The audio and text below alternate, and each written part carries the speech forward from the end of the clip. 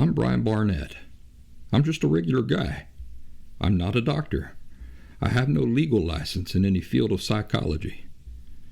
But I did live a large part of my life with borderline personality disorder unknowingly. And I really did rid myself of the disorder completely and permanently. Through that, I've become an expert on issues involving emotional health. I accept no responsibility whatsoever for your feelings, thoughts, behaviors, decisions, and actions, including your decision to watch or listen to this show at all. But I do hope you might benefit yourself from the insights I share.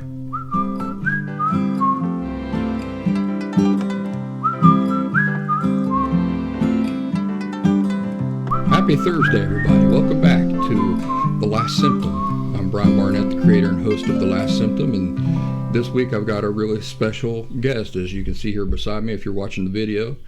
This is my first cousin, Jay. Hello, everybody. And this is kind of spontaneous. I sent him a message this morning, and I was all fixing to sit down and talk about other things, and then I thought, no, this would be better. This would kind of mix things up a little bit. So let me kind of give you a background on Jay. He's my first cousin. Like I said, we grew up together out in the woods, and then there was a time in his life where his parents had some problems, and they kind of split up, and they moved away from the woods. So we called it the farm, even though it wasn't a farm. I guess our ancestors farmed out there, so it still goes by that name. But he ended up moving into town, and you know, his life took all kinds of different turns and twists and everything. And so I thought it'd be nice to get to talk to him and interview him today. Awesome. How old were you when your parents split up? I believe it was 10. Between 10 and 11. Do you remember what grade that was in school? Sixth grade. That would have been, you would have been at the middle school by then. Yep. Yeah, that's when it... So I guess they might have split up toward the end of the 5th, but I know by the 6th grade, that's when... It was done. That's when we started getting in trouble, and it was, they were pretty much split up then. Where did you guys go to live when that all started going down? Well, we were down in Diamond a lot, and then, we moved to Chillicothe for a couple years, so we lived up there for a couple years, and then in the meantime, we were just coming back and forth. All right, Chillicothe, Ohio, he's talking about, and Diamond is a region of the local town where all of our family on my mother's side, and his mother's side too, lives, and so all of our uncles and aunts and everything lived down in that area called Diamond. And so instead of saying going down to so-and-so and so-and-so and so-and-so and so-and-so and so-and-so's house, Diamond covers it all. Yeah. Give them an idea of the house you lived on out on the farm. Out on the farm is very old. I remember at one point there was a picture in the newspaper of the oldest house and it was our house. And I was just like, wow. Is that right? Yeah. I remember you guys, the walls and the roof were not connected. Like you could crawl up and around, yeah. And then we had no running water or anything. We had an outhouse, which is not the greatest yard accessory when you're 10 years old. It was a trampoline, I remember. But so we had an outhouse, and then we'd take a bath in the pond, Nola's Pond, across the street. And street, he says, it's a dirt road. Yeah, gravel road. Yeah, across the trail down yonder. Yeah, I guess I'd paint a decent picture, but I do remember your dad, Howard, and was it Red? Take a bar of soap, go down there into the pond and bathe in the pond. Yeah, I've since learned that's terrible for that's terrible for water life. Is that fish right? And stuff. Yeah, you can't. The soap will kill them. They were probably like, they'd probably like run for the borders of the pond every time your dad and Red would do that. Yeah, well, luckily it probably wasn't very often. So you guys had a potbelly coal stove. Yeah. There was something you told me that when you guys run low on coal, you'd go out and dig it up. You'd dig this stuff right up out of the ground. What was that? It's called coke. Coke. Yeah. So coke googled it a little while back. I don't remember exactly what it said, but it's kind of like Coal light. yeah, right. But I think it burns hotter than what coal does, and it just looked like a piece of like lava rock is what it looked like. I mean, it was real porous and could break it up real easy. But yeah, so well, I had forgotten all about that, and then when you told me that, I remember you guys you had it. It kind of like was natural to part of your driveway there. Yeah. Coming up out of the ground. Yeah, and there was some around back too, where the grapevines and everything was right in front of the outhouse. Maybe it's a good environment for it. You guys had the best plum tree ever growing right on the side of that bank. Plum tree? Was it plums? Where was this tree at? It was growing right out like your front door on the side of the bank. Oh yeah, it was, wasn't it? Yeah. And yeah, those things would get big. Yeah. Mm-hmm. There was all kinds of good fruit trees. You had. There was a pear tree across the road. Pear tree, that thing still produces. Well, I stopped out there last year, I believe it was, and got a bunch of them there. Oh, did you? Right. A ton of them. I mean, there were tons of them. Are they not still rock hard like they used to be? No, they were. That's how I like them, though. Is that right? I mean, that's probably why, yeah. But I think if you pull them and let them sit a while, they get softer. They start softening up like a. There was an apple tree up the road between you and old man Andy. Yeah. And he had a couple hellacious cherry trees there too. You're right. Yeah, I just forgot about that. They were real big black cherries. Do you remember that summer we snuck up there and stole old man Andy's watermelons? No. He'd probably been waiting patiently for them all. You don't remember that? No, he was probably waiting to make some wine with those damn things. We took those watermelons into the middle. He also had a small cornfield. We took him in the middle of the cornfield, and I took out my Swiss Army knife and cut those up. We ate all his watermelons. Well, old man Andy was a wino. He lived in a little tiny like camper trailer tucked in the woods, and he had it was like the hound of the Baskervilles. It was like a hound from hell, man. It was a big black dog, always trying to get off its chain. And my mom would cook up a supper every once in a while and say, "Hey, here, take us up to old man Andy." And so I'd have to go up this dirt road and face that big black devil dog to give Andy a plate of this food. And he just wasn't there, was he? I mean, you talked to him. I don't quite remember. I mean, I remember him, but I don't remember ever speaking to him. I'm sure I did, but it's just nothing that stuck with me. I could never understand what he was saying. Like he mumbled, and it just seemed like he wasn't really all there. But he was always drunk. Yeah. Yeah, I mean, I don't remember having a lot of interactions with him, waving at him and going up there and stealing cherries and apparently watermelons and shit from him. But and then you guys had peaches. Between our driveway and your driveway, you guys had all them peaches there. Uh-huh. I remember that those things. I remember them trees being so small, but they were still producing. They wouldn't even look like they would produce anything. Yeah, my dad planted those trees, and after 10 years, they still hadn't grown up too big, but they were putting out fruit. That's crazy. But they didn't grow. Yeah, they didn't grow very healthy. So. When you guys left the farm and you guys went into town, your mom went where and your dad went where? Dad, I'm not sure, but I remember when they first split up, Mom got a job. She was bartending at the Moose Lodge and, working second shift or closing or whatever. And so that gave us a great opportunity to just run wild. And, then we'd manipulate her also. And where were you staying? Like at nights? There we would. I think we were staying down Diamond at that time. Just at anybody's house? Just yeah. I don't really remember, but probably Pop's. I would imagine for the most part. And then Bear Black lived right there, so we stayed at his house a pretty good bit. Oh, I forgot about him. That little kid with the long hair, long like American Indian hair. Yeah. And so we'd stay there, and everywhere we were staying, it was just by then we started drinking, smoking weed, and dipping our toe into the pool of whatever we get our hands on, really. Little Kings, started stealing. And what's a Little King? you don't remember them little beers, little green bottle beers? They sold them in like 8-packs. Horrible. I mean, they're like that tall, but I mean, it was some of the most disgusting beer you'd ever drink. But you drink 2 of them, you're hammered. When you're that age, especially. Yeah, they had real high alcohol content, and then but they were called Little Kings, and they were in a green bottle. How would you get them? We'd just have friends go get them.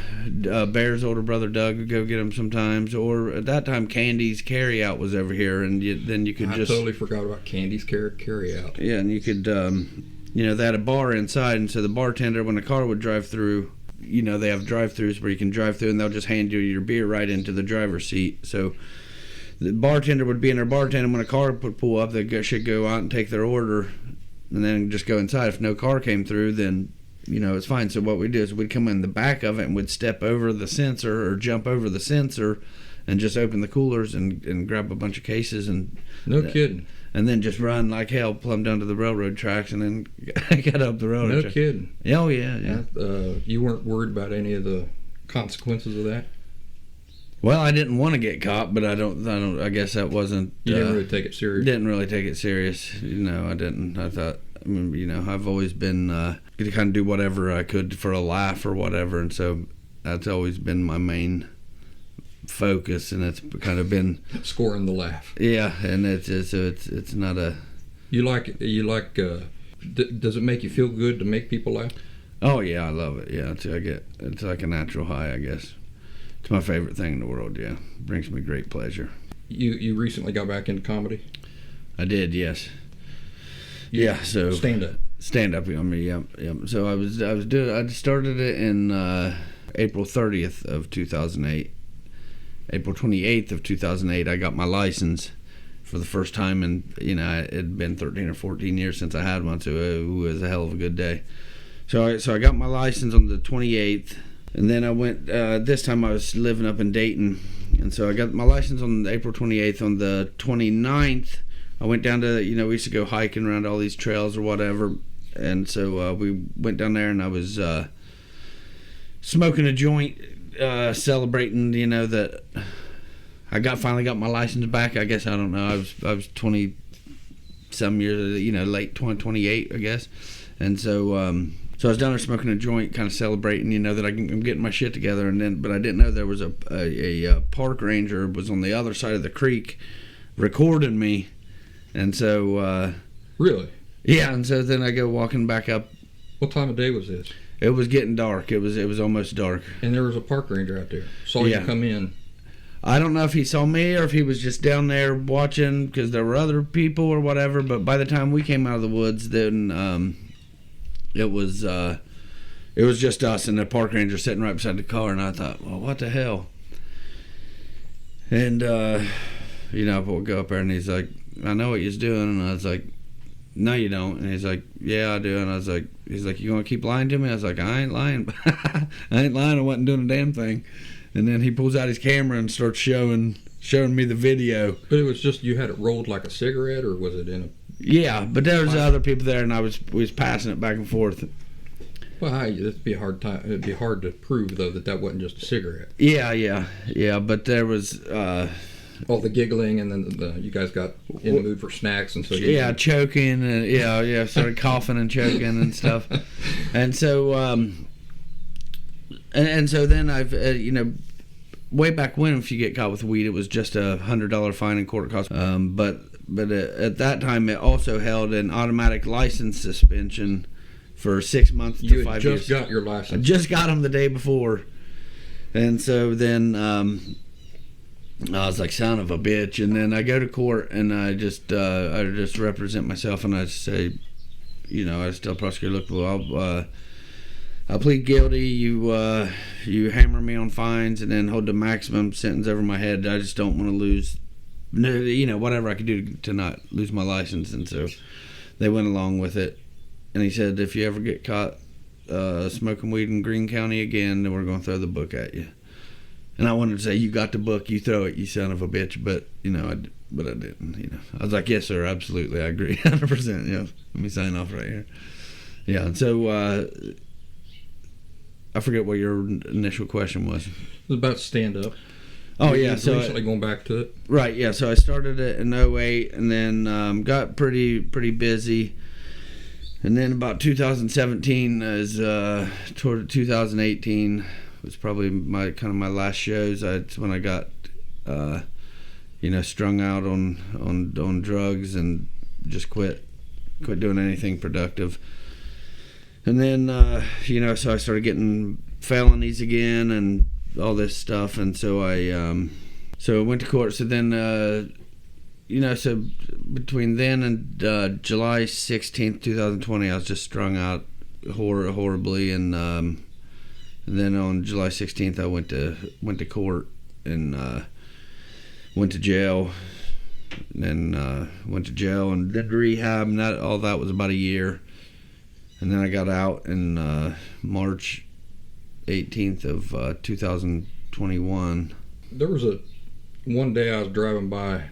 I reckon it's the sheriff's office up there. Mm-hmm. It was either you or Jarod doing road work right outside the building there, and you saw me. It was either you or Jarod. It must have been Jarod. I never got that job when I was in there. Saw me and waved at me before I even saw him, and I was driving by. But he had the stripes and orange. He's like in the... he's a trustee doing the mowing and... Right outside the sheriff's, like he was on that side of the building. Yeah. It must have been Jarod then. Yeah, I never did get one of them. I never got any of them good jobs when I was in there. I got in the kitchen, which is great when you're in jail. So now you do stand-up, and I mean, you got to meet some pretty well-known and famous stand-up comedians, and a lot of them. I've opened for a ton of them. Rob Schneider, Bert Kreischer, who's really blowing up right now. Tom Segura, Billy Gardell. There's just a ton of them that goes on and on and on. When I come back to the area after being away for 20 years, you said, come on out, I'll get you some tickets, and you got me some nice tickets for, I can't remember what the guy's name is. I brought an Italian date, and we went, and she thought that was awesome. Right? Yeah. That got me some favors that night. Nice. That's what it's all about, I can't remember what the guy's name is. I still got the picture. I can look him up. But I had seen him on Comedy Central and stuff like that before. Yeah, it was pretty cool. Well, let's get back to the kind of the emotional health aspect of all this. Okay. I'm trying to tie in your past with your present. Okay. So you guys, you had the divorce, your parents split up. How'd you feel about that? How did I feel about that? Can you remember back to how you felt when? Yeah, I remember. I remember when it was starting to happen, because Mom must have told Dad that it was over or whatever, and he was trying to get back in good graces. So I don't know where we were going, but it was just me and him, and we were riding somewhere, and I said, "Oh, I love you, Dad." I don't know. I must have been 9 years old, maybe, or something. I might have been 10 by then, but I said, "I love you, Dad," and he said, "I love you too, bud." And he said, I love your mom, and I just want to, make things right with her and everything." And then I remember that having it kind of hit me in the gut, because I could tell that he was upset. And then many years later, I would understand what he was going through, because I did the same thing, just go out running, partying, and acting a fool for a while, and then when everything dries up and everybody else goes back home, then you're sit there, licking your wounds, and you got to kind of tuck your tail and head back. But I remember it with the consequences, right? Right, yeah, just consequences. Yeah, exactly. And then just having to go back and probably say you're sorry for the millionth time, and you're not going to do it again. I mean, I did the exact same thing, but I remember it. It stuck with me, because I remember feeling sorry for him, I guess it was, or some sympathy or empathy or whatever it was. But that was the first time I remember actually feeling that for an adult, you know, 'cause when you're a kid, you just think, and you know, you just think that everything revolves around you because you don't really know any better, because everything's handed to you, and you know, everything's right there. But you know, that was kind of the first time that I thought, man, it's, you know, maybe being a grown up's got some downsides sides to it. Did you get to see your dad too much during those years? He was in and out. I know at one point at about that time, so that might have been when he left and went to Washington State, and he was up there for a couple years. So I didn't really. I probably talked to him every 3 or 4 or 5, 6 months, something like that, briefly on the phone, and then when he came back, it was you know, I mean, I just remember being so happy to see him, and you know, and missed him and everything, and crazy feeling. But even that, I always knew that even if I didn't talk to him, I always knew that he loved us, and I always knew that he would do whatever. You know, I always felt safe with him, and you know, even when we're always drinking and driving, and which is, I guess, a lot. I mean, it was kind of normal back then.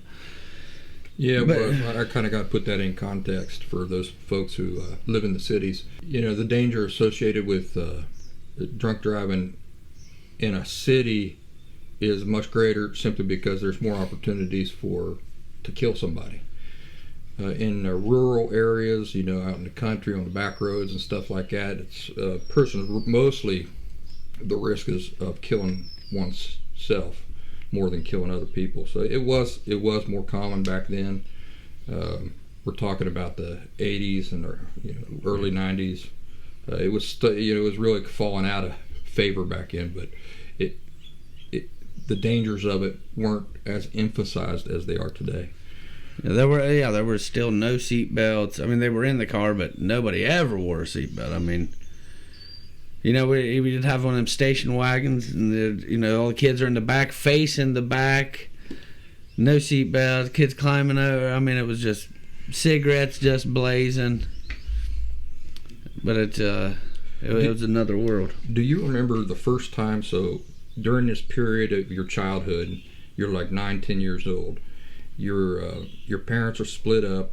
There's a lot of instability in your life.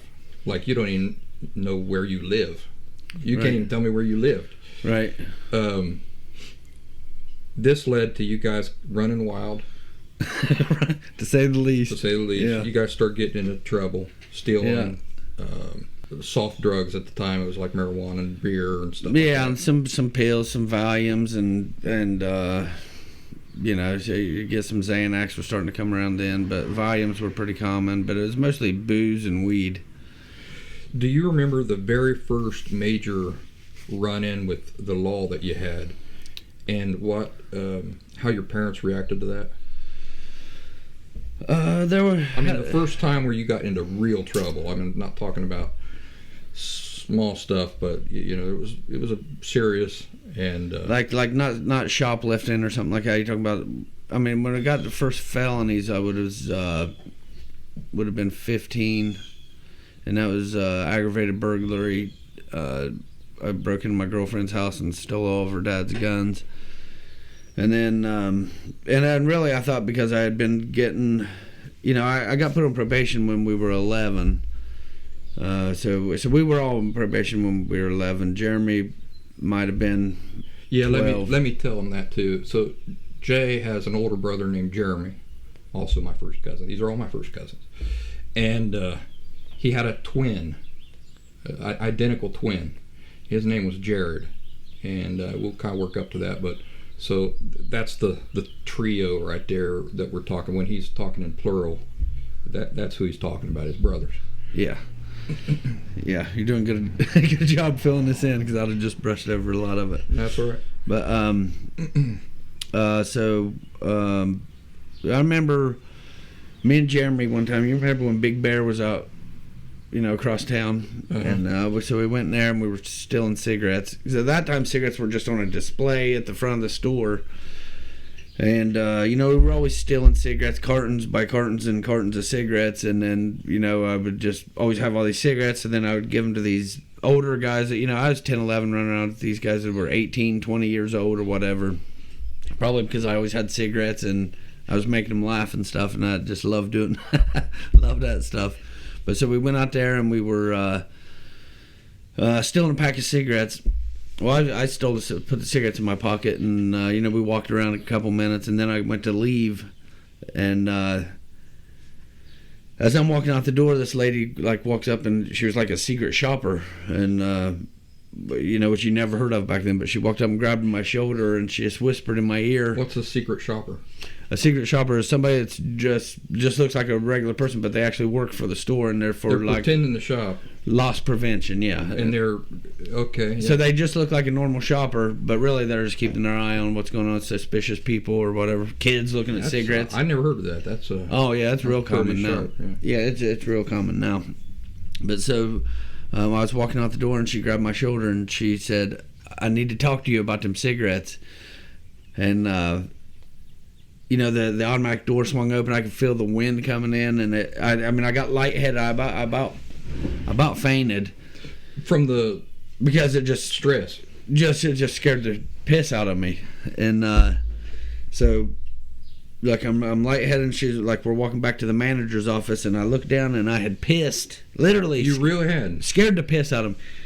I had a pair of khaki pants on, and if you spill a little bit of water on a pair of khaki pants, you can tell, So I got this huge piss stain down both legs. Yeah, I didn't even know that I did until I looked down. No kidding. And I was like, what? What the hell? And so then, insult to injury. Oh, man. So we're walking back, and I just take these pissy cigarettes that are in my pocket now, and I she's kind of in front of me a little bit, and I throw them to get rid of them. I'm like, oh, this is no problem. Well, they must have hit just perfectly flat, because it sounded like somebody dropped a 2x10, and they smacked and kind of squeaked, probably from piss on the cellophane, and she was like, "Oh, we're gonna need them." I'm like, I just want to see you pick them up. If they hadn't made that sound, she wouldn't have seen it. I don't think so. No. I think because she heard them, and she turned around, she said, "Well, we're gonna need those," and then she walks me in. And so it's just so now I know that my mom's gonna be coming. Not only is her son a thief, he's pissed himself in public, and I'm probably 12 years old at this point or whatever. And man, so I'm just telling these people, I'm like, if you guys call the police, I'm gonna kill myself, and it's just my defense. For whatever reason, I don't know why, I just went, I'm gonna kill myself, probably because I wanted to die at that moment. But here, you got to stop doing that. Okay. Oh, sorry. Mess up the sound. Sorry. And then so then I'm sitting there and crying, trying to get my breath and everything, and then then here comes my mom in there, and she's just humiliated, and I'm humiliated. And was she crying or anything like that? No, I think she was just embarrassed, and so they never called the police, and I thought it was because I was kept threatening suicide and this and that, but in fact, you were minor. No, it was because my stepdad Bob played cards with the manager of Big Bear at this time, so they were friends, and they played cards together all the time, which I had no idea, and so they just kind of looked the other way. Kind of let it go. Yeah. That was the first big. Well, that was the first thing that sticks out to me, but I mean, there were other things that. So, how did your mom react to it? And did it get back to your dad? And did he say anything to you about that? Not that I can remember. I don't know if Dad ever found out, because he was in and out, and then by the time he would get back there, we had done so many other things that was just. So, on that occasion, do you remember at that time if your mom gave you some sort of specific punishment for it, or what was the consequence of it? Did she just talk mad to you, and that was it? I'm sure that was part of it, and telling me that it embarrassed her, and but there was no punishment. No discipline. I mean, I don't think so. I think by then that's about the time we started running away also. So if we didn't like something, a punishment or whatever, when she went to work, we'd just, when she came home at midnight, we'd just be gone, and then so that would only last, I mean, I remember one time I had ran away, and so I'd been gone for, I was supposed to be on house arrest. And so I took off with a buddy, and we're just out getting drunk, smoking the hell out of some weed, stealing a bunch of shit. And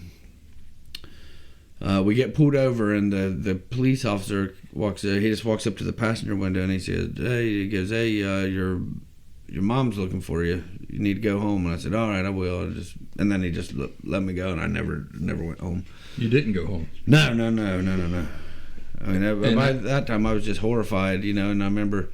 So me and Jarod we'd they get one of us corralled, and then the other one would take off. And I remember, our Aunt Cheryl was with her one time, and we were driving by, and Jarod was missing at that point. So she went and we saw him run across the street to this like dope house that we used to run around in, and she like pulls in there and beats on the door, and they're like, nah, he's not here. She's like, well, I saw him come in there. So they said he came in this door and out the other. So that was Cheryl? That was Cheryl, yeah. I mean, we were always so, we were hellions, man. I mean, it was horrible. Did anybody else in the family, so you're my cousin on my mom's side of the family. Did any of our uncles or aunts, Pawpaw, did anybody pull you guys aside at some point and say, you guys can't do this? Oh, yeah, all of them. Roger, Beetle, Pop, D, Russell, I mean, Sarah, Shara, everybody did. Nori, George, it was everybody. They'd all have talks with you, but they couldn't do anything. Well, at that time, you're just like, I guess, I'm trying to... Well, I mean, they don't have any authority to do anything. Like, they can't... Right, just beat you.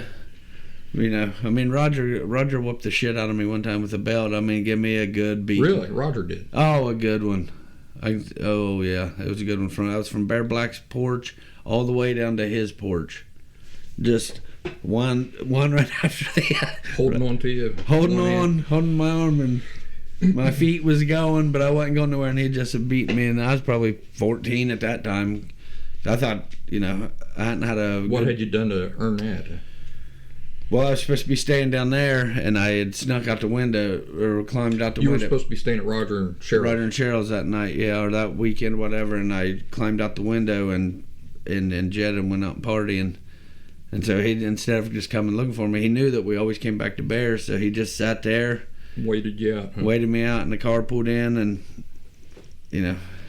I got out, and he walked up to the front door. He said, I had the belt in his hand. Come here. Was it around that time that you guys started getting into the more serious stuff? More serious drugs? Yeah, I'd say that's right about the time, probably 14 years old or whatever. Yeah, that's when the Xanax and whiskey and, a little bit of Coke. And because Coke wasn't that common around here. And you could get it, but it was, it wasn't like everybody had it or anything. Probably had to go to the city. Yeah, well, I got it. I mean, somebody probably went to the city and got it, but I thought it was awesome. I loved it. I tried it. I loved it. I did. It was. I tried it on 2 occasions, and I can see why people. It makes you feel. I'll tell you why I tried it, and I think I've told my audience this before. I'm not suggesting that anybody go out and try drugs.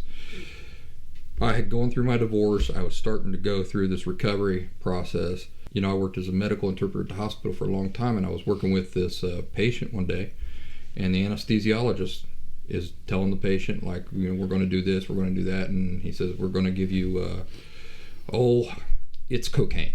And I looked at him, and he said, yeah, it's cocaine. Go ahead and tell him.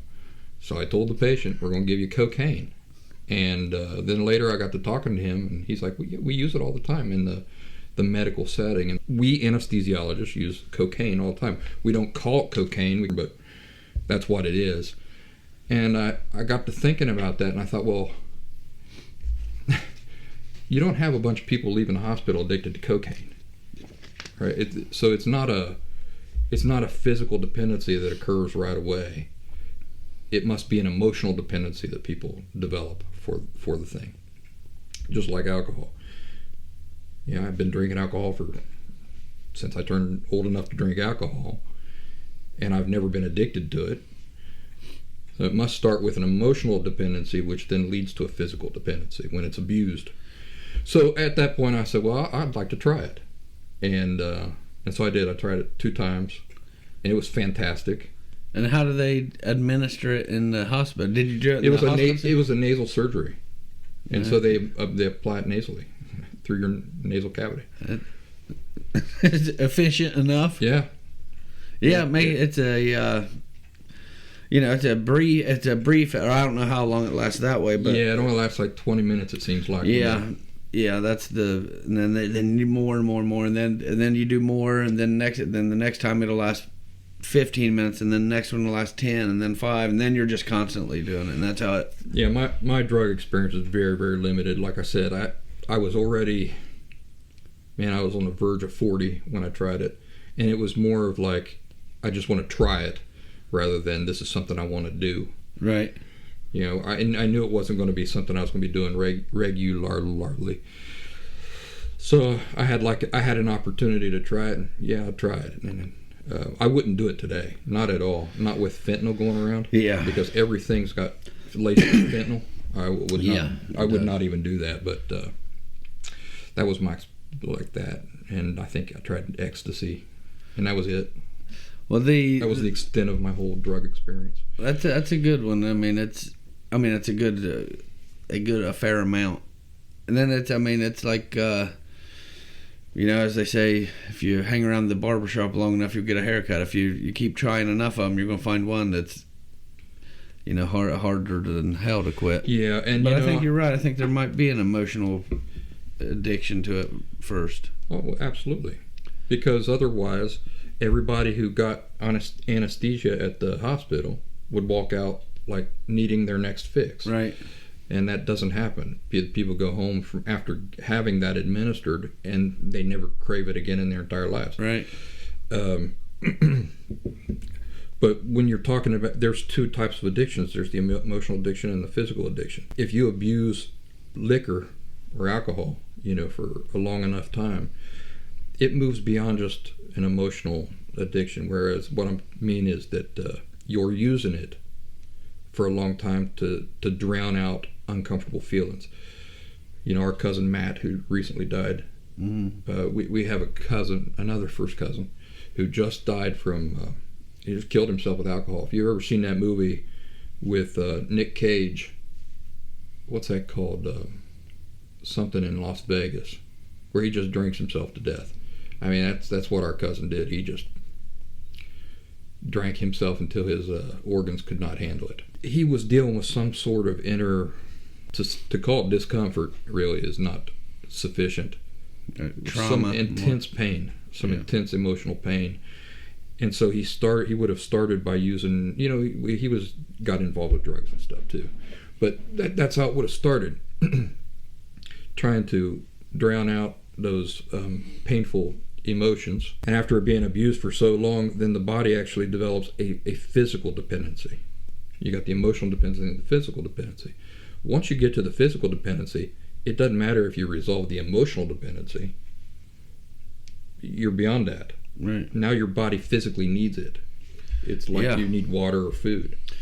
Yeah, that's why they have the shakes so bad. That's right. And so, you probably know that the solution for a heroin addiction is to take another medication that basically blocks the receptors well, it gives you your fix.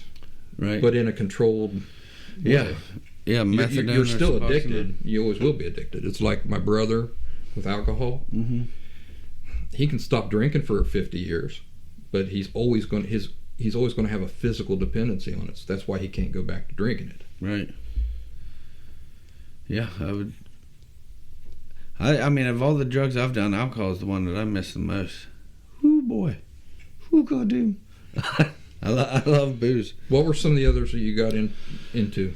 The ones that got out of control was the meth, and the meth's the one that really got out of control. But the booze is completely out of control too. But did those, and then acid and mushrooms and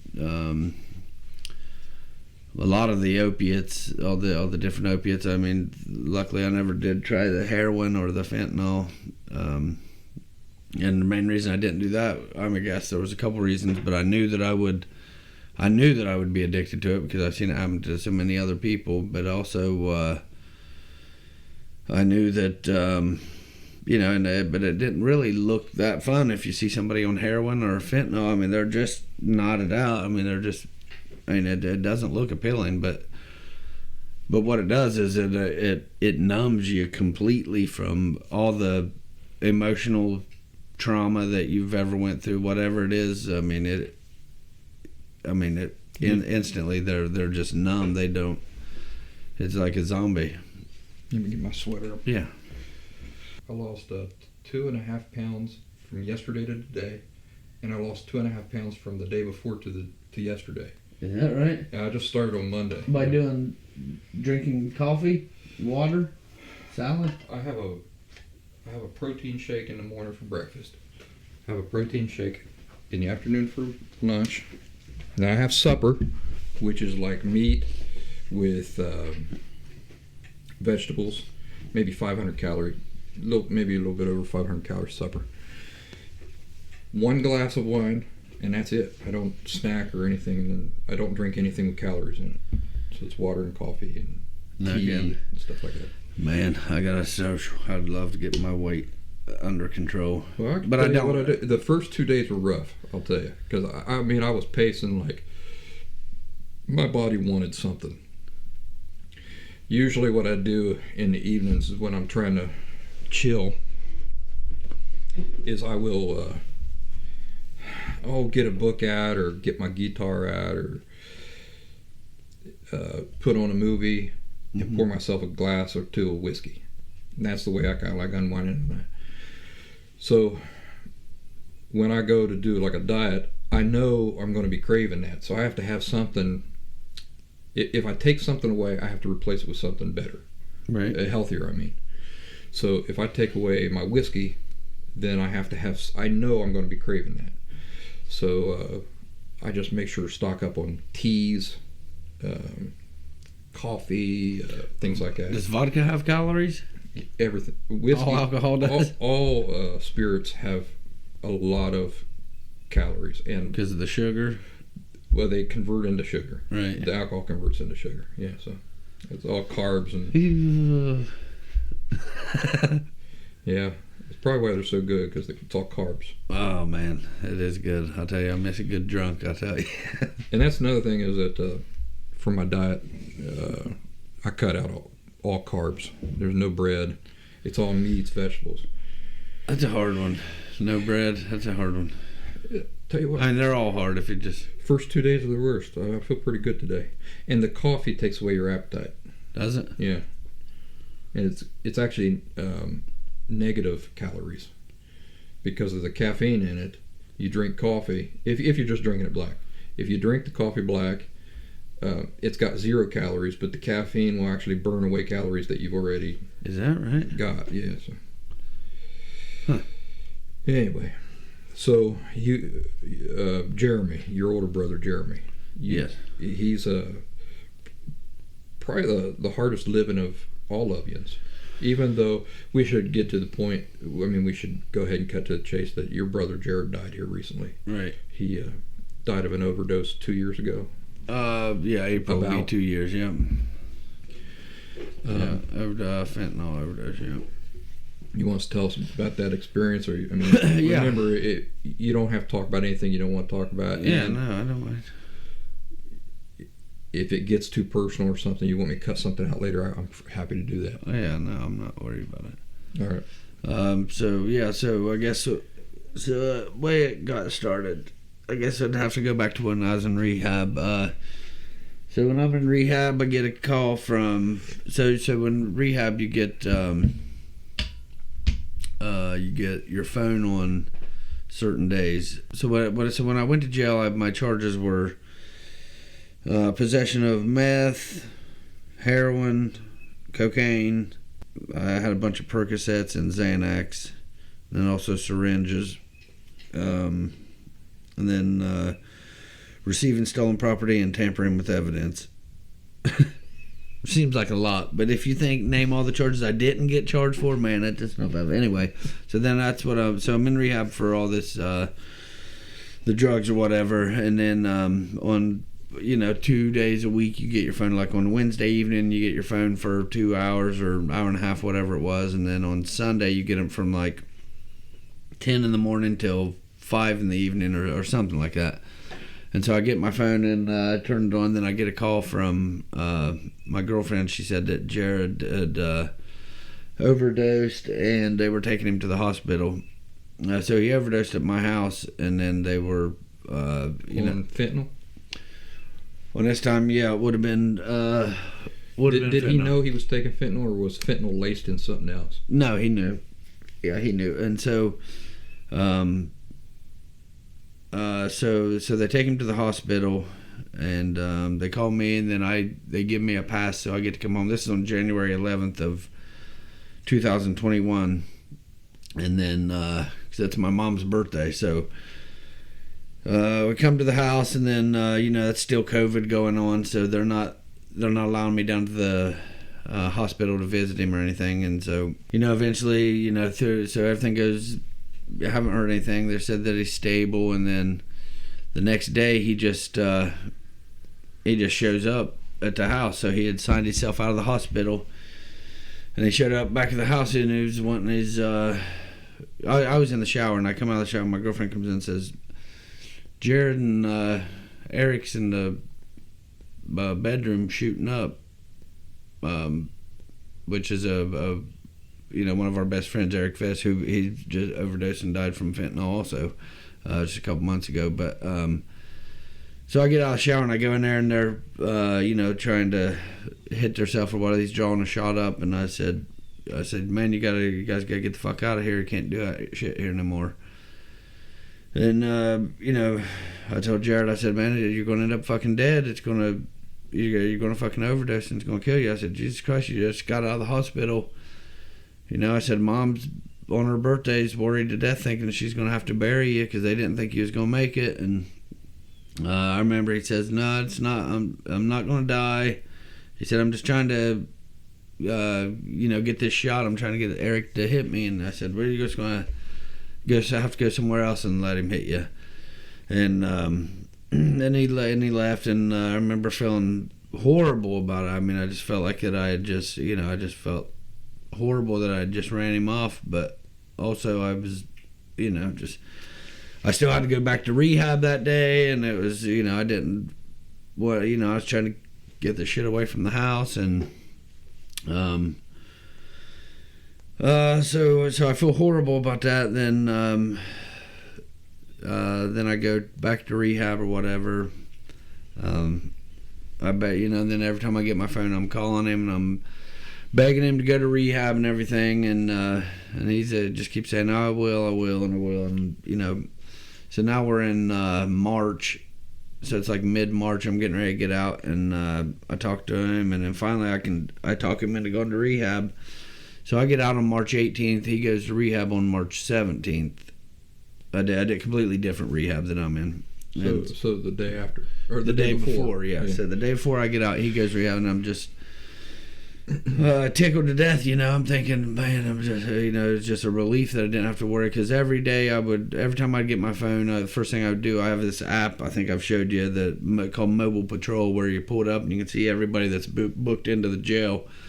So I got into the habit of just always checking that every time I got my phone, and to see if he had been arrested or whatever. And so I'm thinking, man, it's thinking it's just going to be a relief that he's in rehab. So he goes to rehab, and he's down there for about a month or so. And he had called me a couple times. He's like, come and get me, I'm done. And I was like, just hang in there or whatever. And so he sits in there for about a month, and then he gets out. He leaves, somehow gets away back to town, and then he does the full time in rehab, or no? He leaves early, and they pissed him off. Something pissed him off, and so he left. And then so he comes to the house, or no, he doesn't come to the house. Not first. He calls, says he's about to leave, I call the rehab. They say, no, he's taken off already. So I have no idea where he's at. And then he just makes it back to town. Then he comes over and, he was staying at the house when I was in jail or whatever. So he came over and get some clothes and stuff and took a shower. So this would have been 2 nights before he died. And then, he's just in the bathroom. He's got his Bluetooth speakers cranking, jamming, everything's good. I try to feed him. I forget what he ate. He ate something. But I remember that he asked me, he said, must have been chicken salad from the store. And he said, do you like chicken salad with pecans in it? And I said, I don't know. I don't think I've tried it. But so now every time I eat chicken salad, I remember him asking me that. It's just weird that it always, whatever, goes back to that. But so the next day, someone gets a hold of me and says, Jarod overdosed. And I said we had to Narcan him. And, then I get a couple more people. Jarod's overdosed, had to Narcan him, bring him back. So this is like all different times. Different times, right. This is becoming an increasing pattern. Oh, yeah. And this does not scare him into... Well, I think I think at that time you start, once you get in that slump, you think that... Because for the most part, the times that I've seen people overdose, I've been around it a million times, and I've had to Narcan people. I've seen people with their lips blue, and you got to bring them back, and it takes an hour to actually get it. I mean, you basically bring them back from the dead. And they're not awake, they're just asleep, so they have no recollection of any of it. So, I mean... Maybe if they saw a video themselves. They saw a video, it'd be horrifying to them. But they're, and in their eyes, it's peaceful and they keep getting saved. So it's, so it's like you're flirting with disaster, really. But so there's like 5 people that told me they did different overdoses. So I called him. So this would have been on April 20th. I call him and I say, I'm like, hey, what's going on? He's like, not much. I said, well, are you going back to treatment or what? And he said, yeah, I'm going to. He said, I'm just waiting. I said, well, I heard you overdosed a couple times. And then he goes, who told you that? And I said, it don't matter. I said, but you just gotta get back in treatment and do better that way. Nobody's got to worry about it. And he said, I'm going to. And he goes, let me call you back.